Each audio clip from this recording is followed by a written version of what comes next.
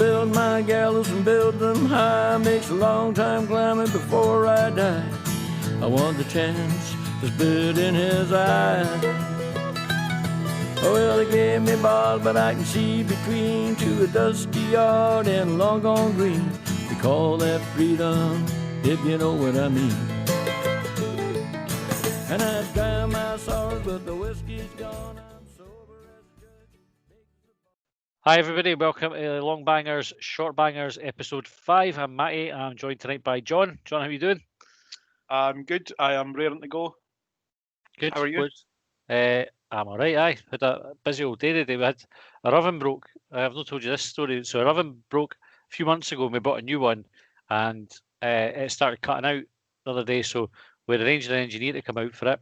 The day before the engineer was due to come, which was last Thursday, got a phone call from them saying, boys, Pat and Mick, so he'll know they come in, we'll rearrange it for the next again Thursday. So we've been out without an oven for a few weeks and kind of living out of microwave meals and takeaways and stuff that you can cook on the hob. And the boy came first thing this morning, so we'd like kind of, have that rush around, somebody's coming, we'll just tidy up, make sure everything's fine. He was in 10 seconds, he said, I need to order a party. No go to it. See you later. And then he fucked off. It was literally, he was here. If he was here a minute, you were lucky. And that was it. And some ovens still goosed. Aye. So anyway, I had steaks for tea tonight. That was decent. So I'm in a good mood. Lovely. Aye, that's an interesting story to get us started. Sorry about that, everybody. Wish I hadn't started. We'll start again. Right. Culinary troubles. If anybody's good at fixing ovens, give us a shout. True story. Remember Michael Nelson that played for Hibs? He had tweeted however many years ago it was to describe a problem that he had with his oven, and I'd had the exact same problem. I'd fixed mine and I gave him the information to go and fix his. Did you? Aye. Did he come back and give you like a side shirt or something like that, or? No, did he? Fuck. Ungrateful bastard. Well, he's gone way down in my estimations. Wasn't it enough that he got us relegated then? Aye. What a get. Right. 20 minutes on the clock, John. We've got plenty of questions to get through, so I'll start the timer now. First question, as usual, is Tom Fairney. He said, what rule would you change in football? So he suggested swapping throw-ins for kick-ins, and like a free kick, a player has to be 10 yards back, and it would allow more attacking moves. That was his thinking behind it. Would Tom allow players to score direct from a kick-in? Oh, they can. He's not put that in his text message to me, so I would assume so. Though, if you can score for a free kick in a corner, why no? Why no? Aye. Part of the rule change. Imagine the player that Stoke would be signing if you could do that. I don't know. Who would you want? You probably... This was like a remote controller the other week there. Like, you paid big money for someone who could ping the ball into the top corner for 60 yards. What would you change? The rule that I would change is that goalkeepers are the only ones who are able to handle the ball in the box, and change that for any money. It would just be an absolute riot in there. You'd never score. Like when you were playing when you were wee. But you can only have, you'd have to call it first. I think that was always the rule that we played. You had to call it if you were in goals. Like, right, okay. So it couldn't just be, I could catch it and then you could catch it. It would need to be like, I'm in. I'd save the ball, and then you need to say you were in before you could handle it. Well, that's not how my rule would work. It would just be any man. Rule, you do what you want. 11 men trying to stop the ball going in. I would, the cynical fouls you get, right? So obviously it's a red card if you deny a goal scoring opportunity, and they always have that argument about is it last man or was he likely to score? Yep. See the fouls where the team's breaking in, they're just like at halfway, and somebody just comes and clips their heels or kicks the player in the intent to play the ball, and it's a booking at the moment. I'd red card those ones. I hate those fouls. Like the kind of clever or cynical fouls they get called. I can't stand them. The sort that Dave Bowman should have done on Wayne Foster. That one. But I would just send them off for that, right? Same here. I completely agree with you. I like it. I would totally nullify Aberdeen and Falkirk. Their whole tactics would be Kaiwaks and Hearts. Aye, would that be right in saying that it wasn't too long ago that fouls like that did result in a red card? I don't know if they did. I can't mind them being, unless it was they were deemed as violent conduct or whatever. But I don't know if because of the nature of the foul, with them being like slightly cynical and like you say on the halfway line or whatever, that referees are less likely to book players in that circumstance or less likely to send them off. I think they're less likely to send them off. Because I mean, it's quite obvious that they're never going for the ball. But anyway, Aye, got loads of questions to get through. They do my head in. Right, next question. Steve McMahon, not from BT Sport. That's McManaman, isn't it? He said, "Who's the best and who's the worst manager we've had since you started supporting Hibs?" I'm going to answer your question with a question since you mentioned Steve McManaman. Was there not also a guy for Liverpool called Steve McMahon? Aye, there was. Played for Scotland as well, I'm sure. Did he? Aye, I think so. There you go. Best I think manager. he was Scottish, or maybe it was, but Well, I'm going to say worst manager that I've seen was probably Jim Duffy. worse than Butcher. Aye, I'm going to say yes because I think, am I right in saying that Jim Duffy signed Ray Wilkins? He did. Aye. And he also signed the other well-known football names, Lee Power and Paul Tosh. So, Jim Duffy was the worst that I'd seen. I think he was so bad that not even Alex McLeish coming in with the checkbook that he had was able to save Hibs. Best manager that I think I've seen for Hibs, probably, in terms of excitement, probably Mowbray. Aye. It's a tough one, maybe. You think the best manager. So I would take Stubbs as my best manager. It's one that's always open for debate, and people often talk about like he was an injury time header away from being a complete failure that season. But I think that's really harsh. We got to the playoff and we were really, really unlucky in the playoff against Falkirk. We should have had penalties. We were really unlucky in the League Cup final where we outplayed Ross County. Should have won that one, and he won the Scottish Cup. What more do you want? Like getting to 2 cup finals in a season. Again, Hibs into Europe when we were in the Championship, and having the better of Hearts regularly. He ticks loads of boxes for me, so I go Stubbs as my best, and I'd take Butcher as my worst. Yeah, Butcher. What are you saying? Sorry, I was just saying Butcher probably because he promised so much when he came in. Like he'd done well at Inverness. You're looking at him, he talked a good game, and he had all this stuff about the psychology and how he could mould a team and get players fighting for each other. And in reality, he was just a big fucking bully. He had absolutely nothing about him, and Malpass just ruined the club. So, I think the thing about Stubbs as well was not just. I mean, Stubbs I think is the obvious answer because of the Scottish Cup and what that meant. But there was a real coming together of things like team spirit that Hibs had been sorely lacking immediately after, during and after Butcher. He managed to build that sort of cohesion amongst the squad and the fans engaged, and it just had that beautiful culmination on the 21st of May 2016. Aye, a lot of time for Stubbs. Right, Michael Donachie, he said, going on from the Hearts supporting woman who wore a Hibs top for a charity and the NHS, would you wear a Hearts top for charity? No. Wear a box. I think we've mentioned this on the podcast before. Like, I actually don't own anything maroon. This is how petty I am and ingrained that they are the bad guys. I wouldn't wear it. I wouldn't wear certainly wouldn't wear a Hearts top. When I left HSBC, so I was there 14 years, and it was like the penultimate day, and I came in to the office, came out the lift, round the corner into my department, and everything was Hearts. Just a big wind up. There was Hearts, the Scottish Cup cutouts on the wall, and Hearts strips and all this, and they tried to get me to put one on for a laugh in inverted commas, and they got to tell where to go. In no uncertain terms, that was not fucking going on me. So I would not do it for charity. That's not to say that I'm not a charitable person. I've raised money for charity before, but no, I'm not wearing a Hearts strip. Aye. Shame on anybody who does. Right. This was a good question. This is for Raimondo Brun, who also was one of the key thinkers in getting the NHS thank you on the strips, if you remember. Yep. His question is, do you think that Kennedy's reluctance to undertake the Bay of Pigs invasion led to its failure primarily by not allowing a second bombing phase? And did failing mean the US did not have to occupy Cuba and thus tie up US assets while still sending a message to Khrushchev?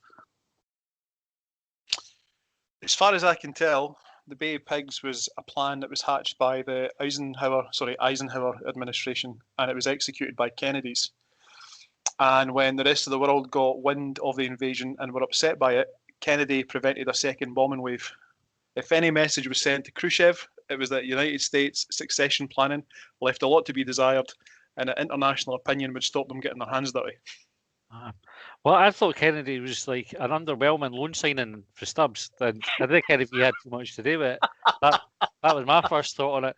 And another thing is, if I'm totally honest, I had never heard of the Bay of Pigs until yesterday, when there was an article about Trump, who claimed to have been awarded a prize on behalf of the Bay of Pigs, and it's a prize that doesn't exist, like an award.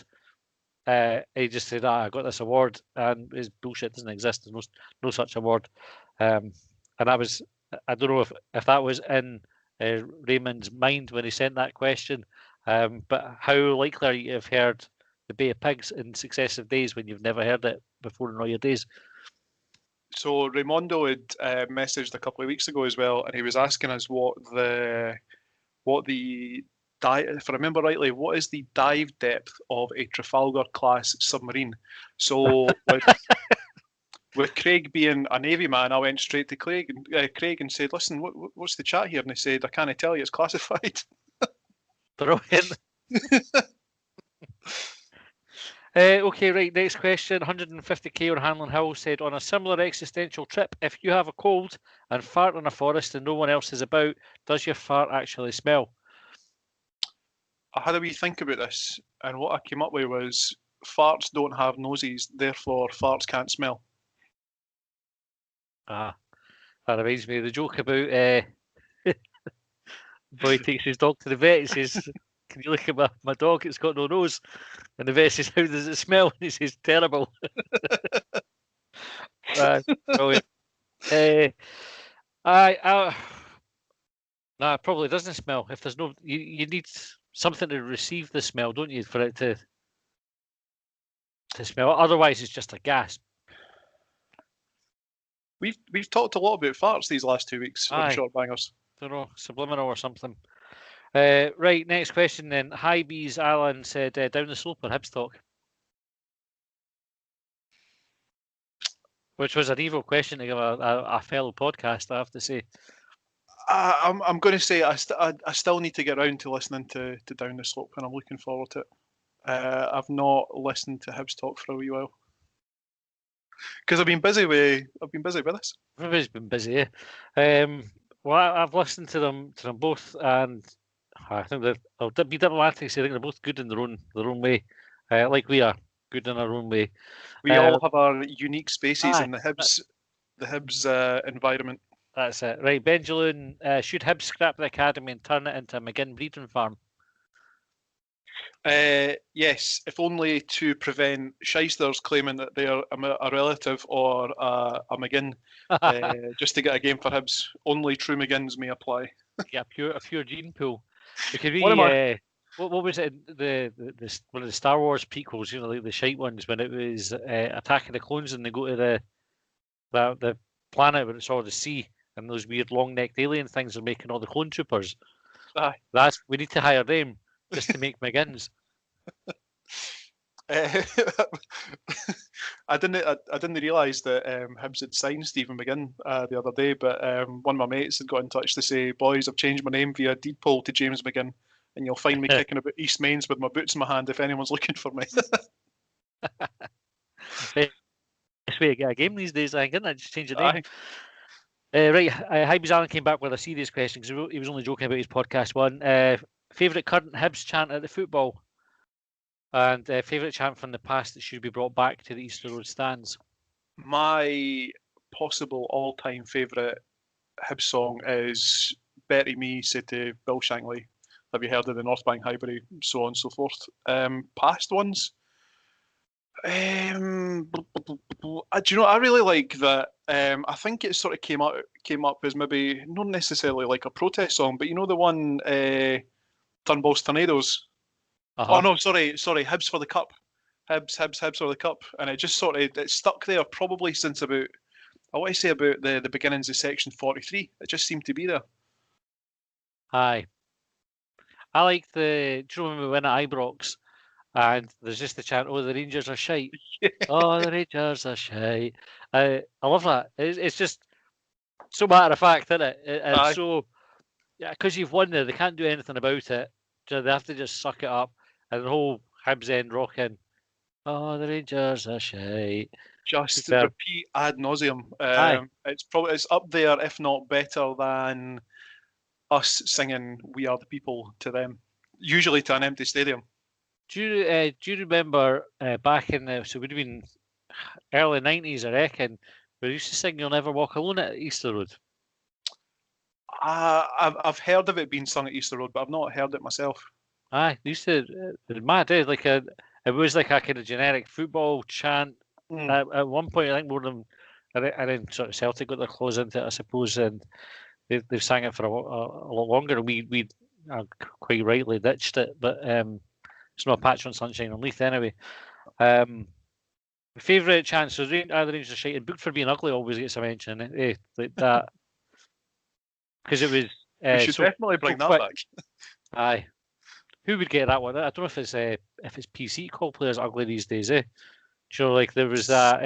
Who was was it Chadwick, the boy that played for Man United, came out recently and said he had like all sorts of trouble because Gary Lineker and Fantasy Football League and that all took the piss out of him for how he looked when he played football. It was it Frank Skinner, David Baddiel on their fantasy football show. I think they had a proper go at him in Soccer AM as well, I think. Aye, I think I'm not sure if it's like a kind of, you know, in the be kind culture that we're in these days, I'm not sure if it's appropriate to do that, but I'm sure if there was somebody who was really ugly and they got booked, it would be kind of quite a spontaneous reaction for the crowd. Right, I wasn't expecting that question to go there. To be honest, right. Marisco, he asked, any idea why the Canadians were so keen to remove the Union Jack from their flag and replace it with something that looks like a P2 child's painting? What I would say in response is, what does red, white, and blue have to do with Canada? The maple leaf, it might look like a primary 2 child's painting, but it's a Canadian child. Have you ever been to Canada? Canadian? No. Have you? Nah, never been. It's on my bucket list to go on one of their massive trains and go through like the Yukon and what have you, and just see a bit of Canada. Do you know what puts me off? It looks fucking freezing. I think that's one of the things that attracts me to it. Actually, is that sort of like, you know what it's like when you get like you get it here. It's Baltic. Aye, it's a bit of shite cold, isn't it? Like it's cold, but it's wet. Like if you're going to be fucking cold, like you might as well get some ice and some proper snow in there. We get it once every 10, 15 years if we're lucky. Proper whiteouts. And you get to properly dress for it, I suppose, over there with the big coats and fucking mittens and all sorts. Right, Andy, 1970. Next question was, why does the arse fall out of a scalding hot Easter Road pie so easily? And when are we changing suppliers? Hint, Stephen's Bakeries, who do the pars, excellent bridies. Right, so why does the arse fall out of a scalding hot pie at Easter Road, John? I think there's 2 possibilities here. And the first is that the Easter Road pies share their DNA with Wales, so they collapse under their own weight on dry land. Or the more likely answer is that it's probably something to do with how the pies are made and stored, and there'll be a bit of moisture collected in the foil wrapper. So when they go in the oven, it's not so much that the arse falls out the pie, it's that the arse has cemented itself to the foil wrapper. So you just kind of rip it apart. Do you buy a pie? Aye, I do. For a while there, I was buying a pie like maybe once a season just to remind myself why I didn't buy steak pies, because the arse kept falling out of them. Aye, I've not had a pie Easter Road for this. I was going to ask you if there's a particular technique for it. So do you have a knack of getting the pie out without it ripping? No, that's what I'm saying. Like it's a surprise when the pie comes out without the arse falling out, and you're not having to try and scoop out the steak and gravy that's hotter than the surface of the sun with your bare fingers. But one of my mates, I'll never let him live this down, but I remember one game at Hampden. There was maybe 4 or 5 of us at the game, and it was just like a sort of succession of like wee nudges and like, have a look at what he's up to. And he was sitting tucking into his pie with a knife and fork. Right, in a football. That's a connoisseur, isn't it? Oh, he likes his pies. Brilliant. Who would you have supplying them if you could pick? Well, it's obviously a long-time fan of the show, Alan's Bakery on Bristol Ring Road. That's what I was going to say as well. I was going to give a shout for Stevens, but I suppose that's Dunfermline's niche thing, isn't it? It'd be wrong to take it off them, so they can keep that, and we'll have Alan's Bakery. Right, Mike, Highway Homewood, he said Jaffa cake or biscuit. I think we've been there before on this one. Biscuit. Oh, it's definitely a cake. Right, we'll leave that there. What is it they say? What is it they say that biscuits go soft when they're off and cakes go hard and Jaffa cakes go hard? I never have them open long enough for them to go off, so wouldn't they can? How? What do you reckon your record is for canning an entire sleeve of Jaffa cakes? Minutes. We got Tesco's had them on a triple pack for like £1.50 or something the other day. I just saw them as I was getting other stuff. I was like, oh yeah, fucking off that. And I did. I got it. Have a cup of tea at about 9:30, 10 o'clock at night. And that pack, the sleeve went in minutes. It was gone. And it was only sheer willpower that stopped the second and third sleeves getting tanned in there as well. I love a Jaffa cake. Yeah, it's my favourite. There was a wee while where they did a big birthday cake like a Jaffa cake. I've not seen them since, but that would have been my ideal birthday cake. Would have been the big fucking Jaffa cake. When's your birthday, Matthew? It's the 9th of November. 9th of November. Same as last year. Let's see if we can have a few conversations with people. Get you a Jaffa cake birthday cake. Let's find the big Jaffa cake birthday cake. Right, we're running out of time, so go on to the question. JP asked, do you think Tom English had to agree? Oh, hold on, here we go with this one. Do you think Tom English had to agree to a threesome with Anne Budge and Craig Levein in order to get all the inside chat, which turned out to be false, for the court case? What I would say to that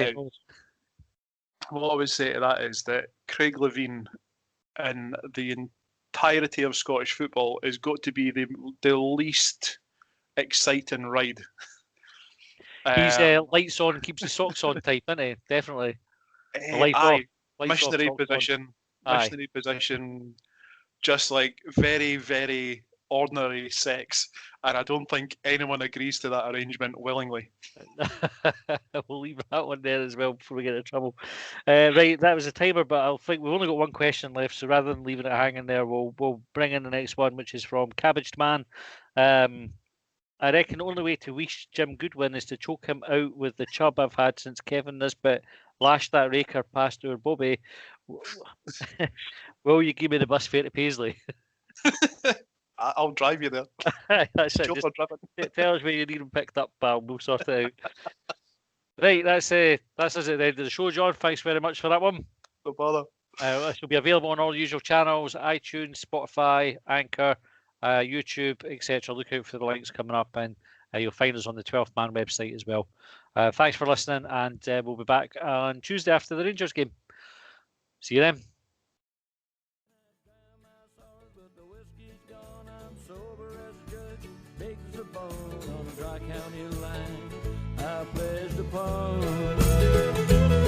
Well, they trailed me down when I broke free. I drank all the whiskey in Tennessee.